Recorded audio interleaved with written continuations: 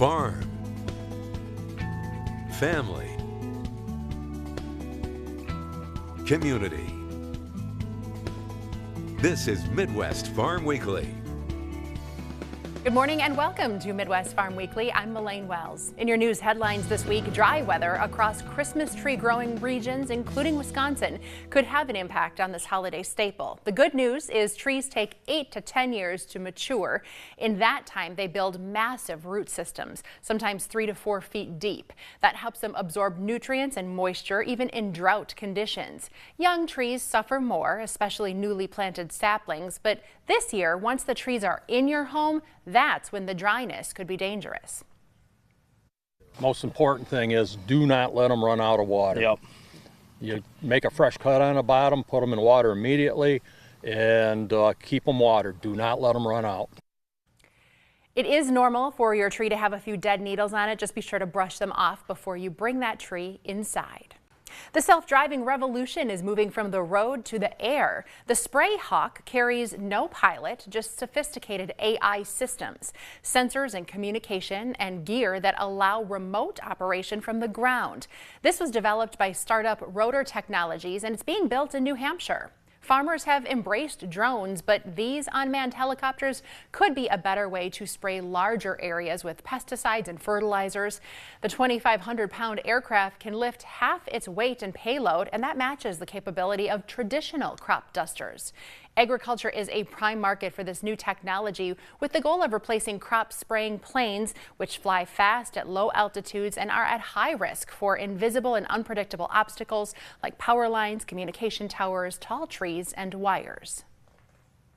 One of the most urgent demands for our technology, for our product, is in agriculture, where I think more than 10 pilots this year were involved in fatal accidents in the US. Extremely dangerous environment where taking the pilots out and doing it with an unmanned operation. Certainly one of the challenges that we have in developing these highly reliable systems is that they need to be reliable in all sorts of conditions and all sorts of real-world environments. So number one, that's why we still always have a remote pilot who is able to take over, the aircraft's decision making, and a lot of our focus in how do you enable that remote pilot to do more safely, rather than necessarily trying to replace the human pilot. The company's founder you just heard from was inspired to launch this startup after a few, quote, nasty experiences while learning to fly a helicopter in poor visibility. In addition to agriculture, he sees a use for offshore transport and disaster response. The Wisconsin Farm Bureau Federation's annual meeting is coming up next month in Wisconsin Dells. I had the chance to speak with the Executive Director of Government Relations for a preview of priorities in our year ahead. The work on legislative initiatives never really stops. I think one of the big things that we saw as a really big success last legislative session was the ARIP program, the Agriculture Road Improvement Program. It was really a national first of its kind ag road program, looking at those roads that are impeding farmers' ability to go from market to from the field to the market. And it was a $150 million road program through legislative initiative, and we passed that. And we're in the second round of funding right now for $100 million. But we've already seen that that this program is popular. We've had over $500 million in requests. So approving that program for another round of $150 million in funding seems like there's certainly a need in getting that off the ground. But there's a whole host of different legislative issues, from transportation to regulatory concerns to doing things to help improve domestic uses of our commodities like biofuels or more dairy exports. Those types of things are really what helps insulate Wisconsin's farm economy from some of those national trends. I mean, nationally, we saw exports out of the United States on agricultural commodities drop like 2.5%.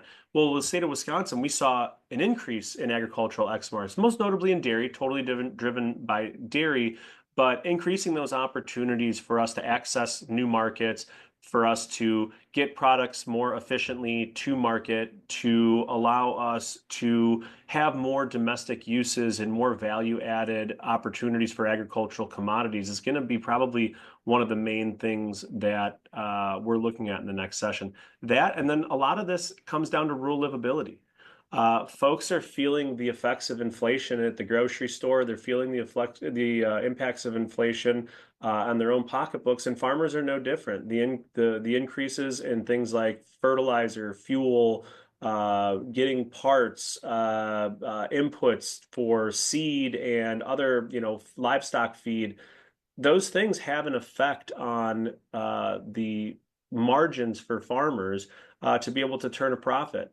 So looking at those types of family issues like healthcare with Farm Bureau, I'd like to be able to offer healthcare through Farm Bureau. I'd like to be able to find a way for families looking to take over the farm or looking to expand their farms to be able to have more rural-focused childcare access. Those types of things are major issues moving forward, and as we need to take a look at rural livability opportunities, those are going to be at the top of the list. So. Wisconsin Farm Bureau's annual meeting takes place December 6th through the 9th in Wisconsin Dells. More than a dozen Wisconsin farms and rural businesses are set to receive more than $24 million in funding to support energy efficiency upgrades. This funding comes through the USDA's Rural Energy for America program. The largest is a $22.6 million loan to develop and operate a dairy manure anaerobic digester in Brown County for the Tyndale project.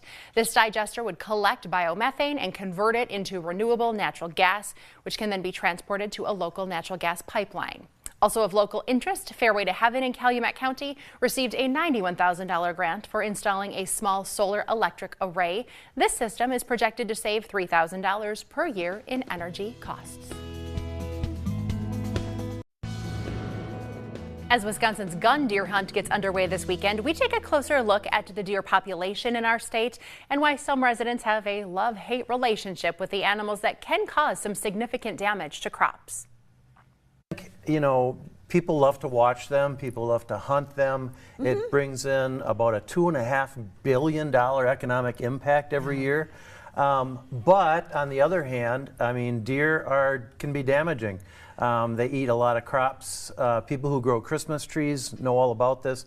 I know all about it. In my vineyard, I had to put up a deer fence to keep them out because they will eat everything. I lost my whole crop in about 2 weeks. Oh my goodness. About 4 years ago. Okay. So it can be devastating. And then, of course, there are the car crashes to watch out for this time of year as well. Yes, absolutely. My son just hit a deer. Oh no. Yes. Yeah, I know. So the weather was pretty mild last winter. How does that impact your season? Well, Steve might know a little bit more about that, but from what I can see, last deer hunting, I saw very few deer. Okay. This season, I got my buck already, so every year is different. But you probably Steve, why don't you expand on that? What can we expect this year? Sure. Well, we measure winter based on a winter severity index. Okay. And last year, almost every county in the entire state was the mildest category of the winter severity index. So we really didn't see a whole lot of winter die-off from either starvation or cold, deep snow, etc.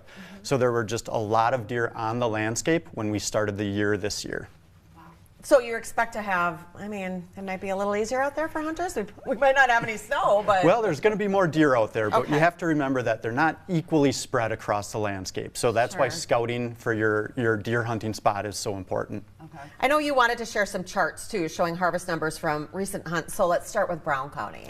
Sure. Last year, Brown County's harvest was about on trend for the 5-year average. This year to date, or at least our most recent harvest numbers, antlerless harvest is actually up, antlerless harvest is a little bit below the 5-year average, and antlered or buck harvest is actually a little bit up. And then let's go Door County and then Kewaunee County. Trending about the same. Okay. So yeah, it's really going to come down to hunter effort and actually the weather the weekend of the opener and the second weekend, really. That's what's going to play the biggest into the number of deer harvested this year. Okay. So other than hunting, what are some management options that people have? Well, I think, being on the Wisconsin Ledge, where we are, there are some management options. Obviously deer hunting is going to be one of them. I think there's not a lot you can do individually, but I think as a group, if we try to selectively harvest certain animals so that you mitigate some of the damage, that's probably your best option. I don't know if you have anything. Sure. In the farmland zones, so Dorr, Brown, Kewanee, this area, the DNR through the County Deer Advisory Councils is very generous with antlerless tags. So when you buy a hunting license, in Dorr County you get 4 free antlerless tags. Okay. In Brown County you get 2 free and then 1 bonus in the metro unit.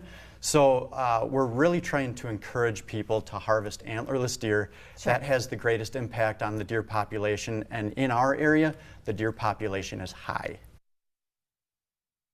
And speaking of hunting, Wisconsin lawmakers are looking at 5 proposals aimed at addressing the state's growing sandhill crane population. A committee composed of lawmakers, farmers, conservationists debated whether hunting would manage crane numbers and mitigate some of the crop damage that's caused by this species. It rebounded from near extinction in the 1800s to more than 110,000 in recent counts. These large populations have resulted in some significant crop losses, particularly for corn and potato growers, totaling nearly $2 million last year. A bill to permit crane hunting would need approval from the U.S. Fish and Wildlife Service, as federal law restricts hunting migratory birds. Good morning. I'm Storm Team 5 meteorologist Alexis Daniak. On Wednesday evening and into early Thursday, we had our first accumulating snowfall of the year here in northeast Wisconsin. While that quickly got washed away from the rain that moved through that afternoon, typically November 20th is when we see our first accumulating snowfall of 1 inch or more here in Green Bay. So we were right on track for where we're supposed to be. More snow fell through the northern parts of North Dakota and still further into the Pacific Northwest. And you can see those places that totaled just 1 inch or over are on this map. Now Denver's still lingering with about 20 inches for the season so far. Marquette, Michigan about 2.5 inches. Minneapolis about 1 inch. And over into Bismarck, North Dakota about 2.5 inches as well. All of this snow and even the rain we've had recently has continued to help improve our drought monitor. Less of a drought here through the central part of Wisconsin. Green Bay about 1.25 inches above where we should be for the month of November. Same thing with Chicago, Des Moines, Iowa, Minneapolis about 1 inch above where we should be for this time of the month. And into the Dakotas, those are now positive numbers. Pretty much everywhere is a positive number except now over into Detroit, which is about 1/100 of an inch below where they should be for the month of November. Now, so far for the entire year for liquid precipitation, we've accumulated anywhere about 32 to 33 inches for the entire year here in Green Bay. About 35 inches over in Minneapolis, 16 inches in Bismarck, and 43, almost 44 inches of liquid precip down in Louisville. As we continue through the next week to 2 weeks, looks like the eastern half of the country and then just west of Wisconsin does stay with the chance for above average precipitation to come through, which is right on track where NOAA is looking to see those above average spots for precip as we continue through the winter months, whereas further south, below normal precipitation is expected. But as we head through the next week to 2 weeks, it's going to turn much cooler as chillier air is expected through the northern half of the country. Stay with us. More Ag News coming up after the break.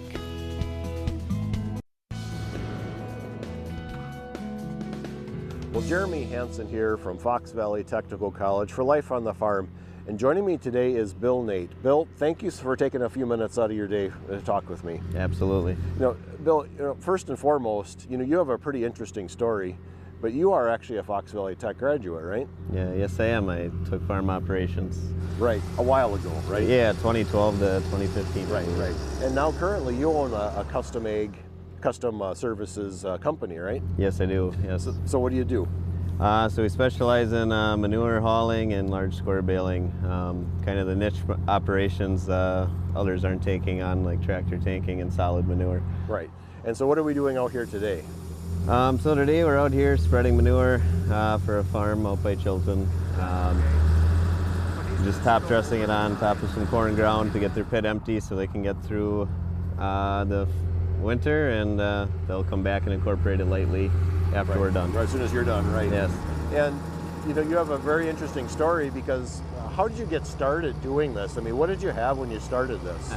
So in 2012, I lost my father in a farm accident, and that left me with 110 acres and a lot of equipment from the 70s. Mm-hmm. And by 2018, I bought a big square baler and 1 manure tanker, and word of mouth just took off.